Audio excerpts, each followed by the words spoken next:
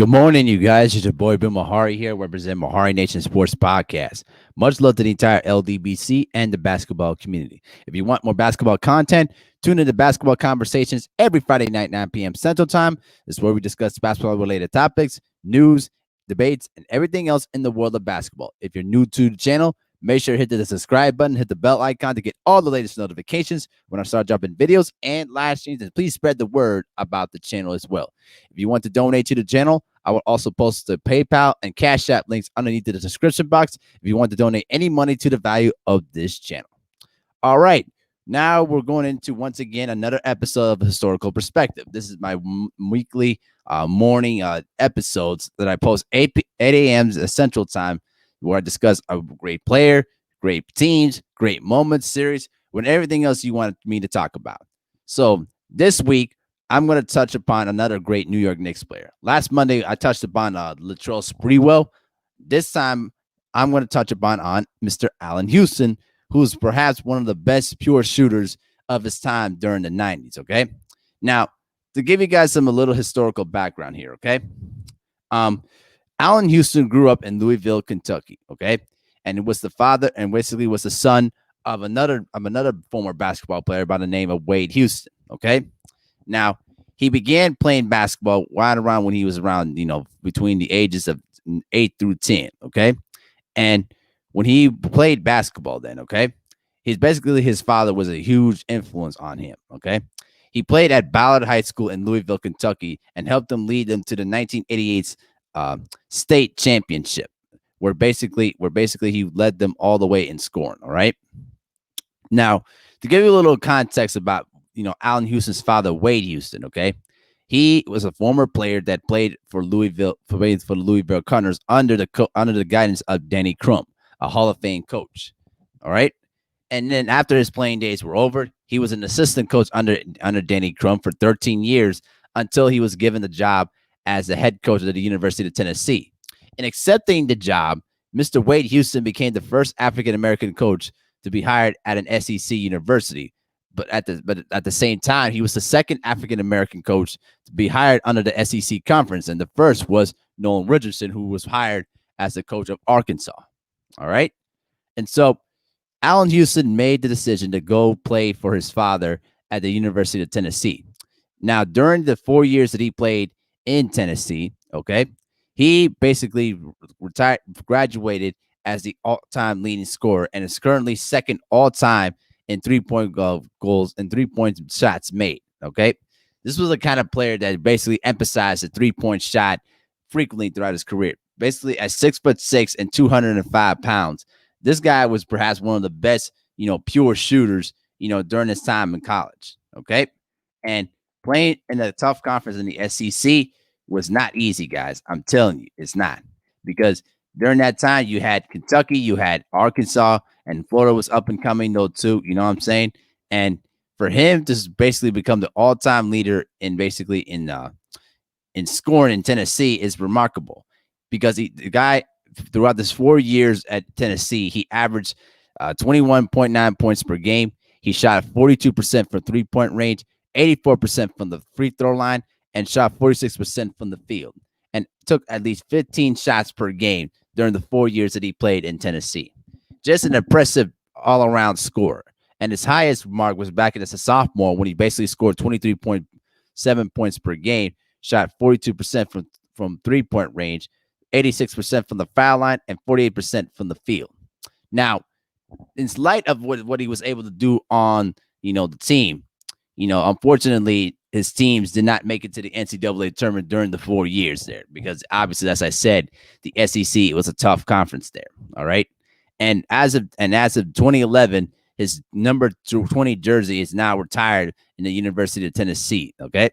So this guy pretty much was legit, but wasn't a high regard draft pick, because one of the reasons was that despite the fact that he was basically 6'6", he was basically a slender 205, and pretty much was not known as a physical, small shooting guard, because he was more of a finesse, shooting guard, a guy that basically would take a lot of jump shots, but wasn't aggressive a lot in taking the ball to the basket. Okay.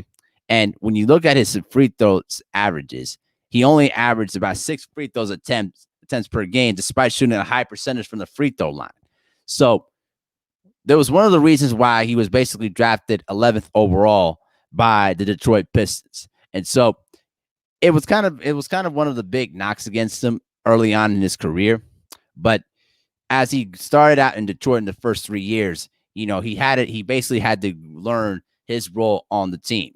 He had to learn how to play off the ball. He had to learn how to use screens effectively, and he had to learn how to post up using his size. You know what I mean? Because when Doug Collins became coach in 1996, he heavily stressed Allan Houston to drive the ball to the basket a lot because he had the ability to not just with his size, with his shooting touch, but his ability to create contact and get to the free throw line more frequently. And when he began his rookie year, he only averaged about 8.5 points per game, shot 82% from the free throw line, and basically shot 29% from three and shot 40% from the field. So unfortunately, they weren't the strongest numbers early on. But as he continued to gain confidence in his first 3 years, he started to improve. The second year, he averaged 14.5 points per game. He shot 86% from the free throw line. You understand what I'm saying? From the 3-point line, he improved it dramatically by shooting 42% from the 3-point line. Now, you could say some of that had to include the fact that the 3-point line back in 94, 95 was a little bit closer. But nonetheless, it was a huge jump. And considering the fact that year, they also drafted another rookie in Grant Hill into the mix as well. You think about what that team could have been if Grant Hill and Allan Houston would have stayed together.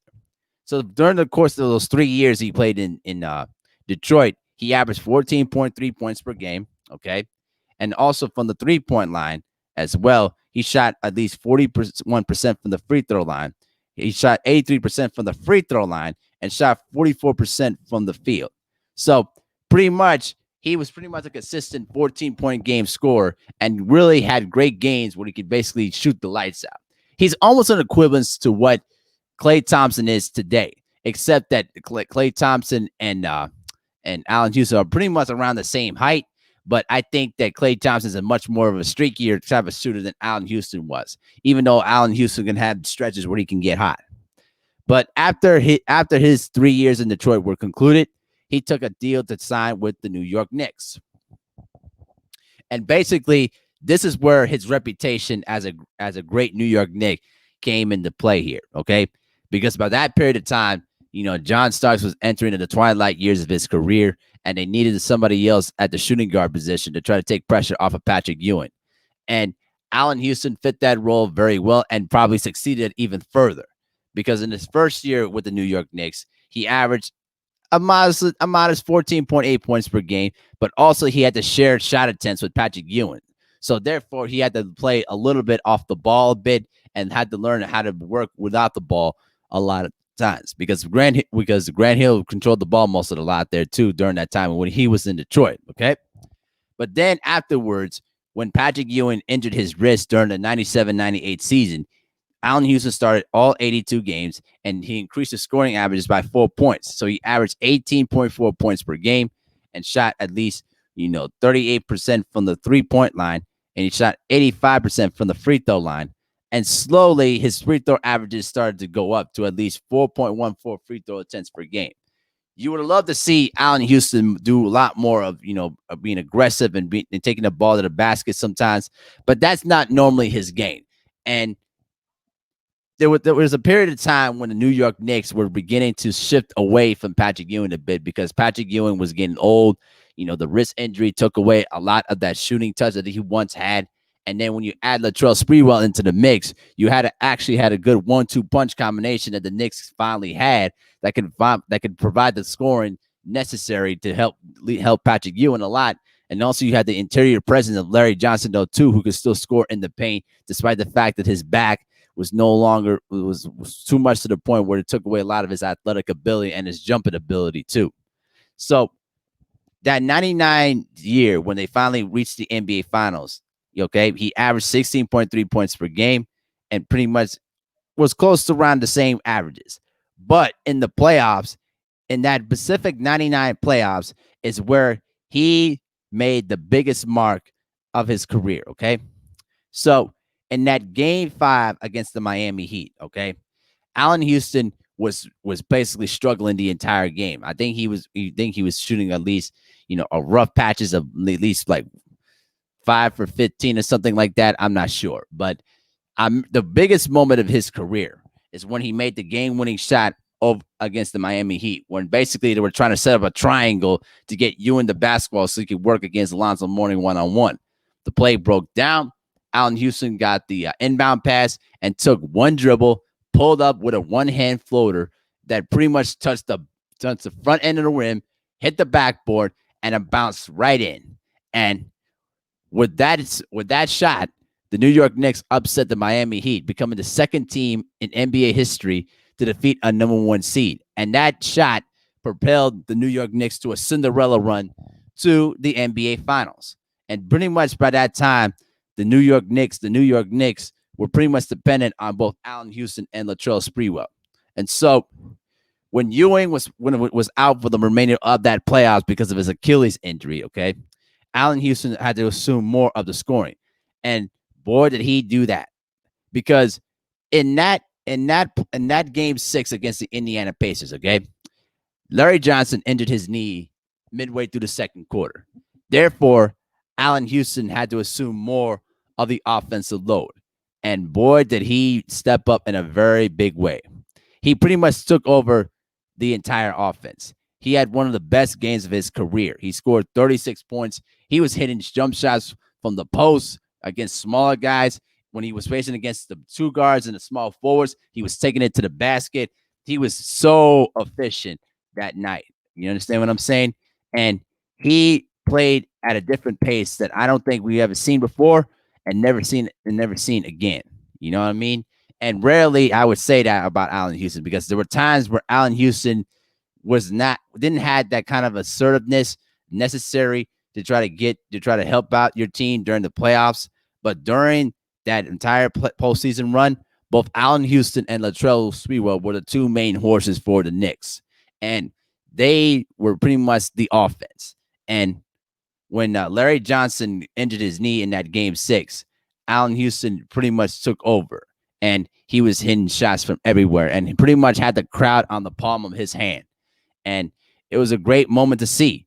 And for the first time in the history of the playoffs, the New York Knicks made the finals as the number 8 seed. And to this day, no other 8 seed has ever made the NBA finals, let alone the conference finals.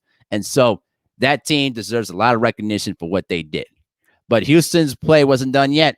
No, he was not through yet, because the next year he averaged 19.7 points per game.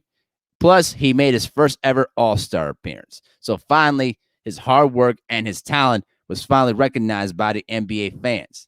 All right. He averaged 19.7 points per game and shooting around 80% from the free throw line. You understand what I'm saying? And then he shot 43% from 3-point range and 48% from the field. So pretty much the guy was pretty much stepping up his game even more. And he helped them lead the Knicks to the Eastern Conference Finals once again. Unfortunately, they weren't as lucky this time around against Indiana, who ended up beating them in 6 games, and was pretty much, it was the beginning of a new era for the New York Knicks. And unfortunately, it was a horrible era for you guys. So, it is what it is. But after that, Patrick Ewing was traded from New York to Seattle, and pretty much Allan Houston was the vocal point of the team. And he continued to do his thing. He made another All-Star team, and also to mention one other thing, he also represented the United States in the USA basketball team in the Olympics in Sydney, Australia, and won a gold medal too. So he deserves some respect and admiration for what he was able to do during that time, and he rightfully earned his spot on that team. So, with that being said, unfortunately, this is where, unfortunately, his career pretty much took a downward spiral pretty much after that. Because in 2001, after the 2001 season concluded, the New York Knicks were trying everything they can to try to secure their stars. So they signed Allan Houston to a 6-year, $100 million contract extension. And pretty much his salary was going to be making over $20 million, which made him pretty much untradeable. But the bad part was his injury problems would be the huge burden for the New York Knicks.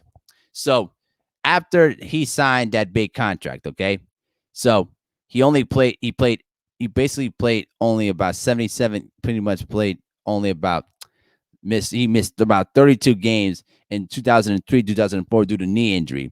And despite the fact he made claims that he would be prepared for the next year in 05, he even tried to refuse surgery on his knee. He only played 20 games of that 05 season because of that knee injury, because the knee never really recovered from it. And those knee injuries pretty much derailed his career.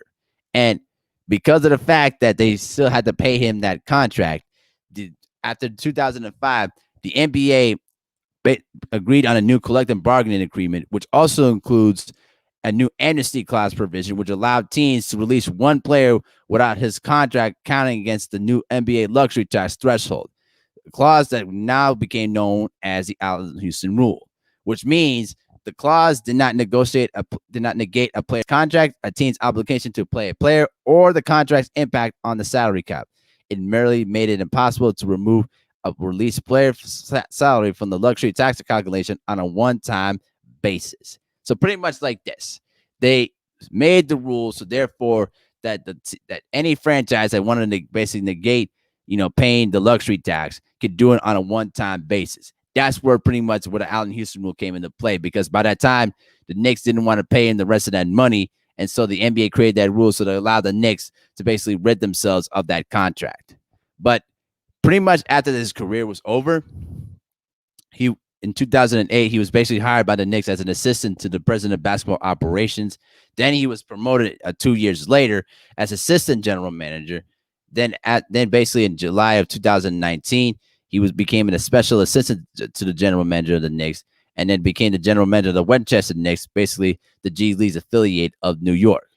So pretty much the guy has been pretty much on the business side of basketball pretty much ever since. And now he's been married and have 7 children together. Wow. Boy, it must be crazy having 7 children together. But my reflection on Allan Houston is that he was pretty much a guy that was a streaky player. He was pretty much a laid back person, but when his shot was on, he can really fill up the scoreboard. Now, there were times where he can be little bit on the lack of aggressive side at times, but when he was able to turn it on during the playoff time, he pretty much was unstoppable, and he provided great memories for the Knicks that can never be forgotten, especially from his performance against the Heat and against the Pacers. Great performances that I'm sure a lot of Knicks fans love to remember about. And with the way he performed in that 99 season with the Knicks, his contribution should not be forgotten for what he did. And so, I just wanted to pay him a little bit of tribute and some respect to what he was able to do as a basketball player, and pretty much another player on that Knicks team that deserves a lot of respect for it too. You know what I'm saying?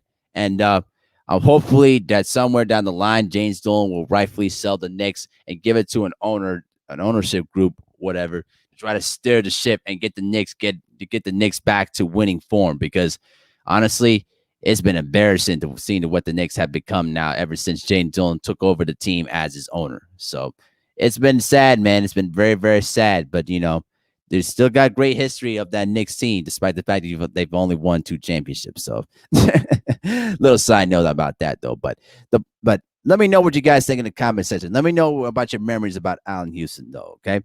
I'll see you guys later on in the day.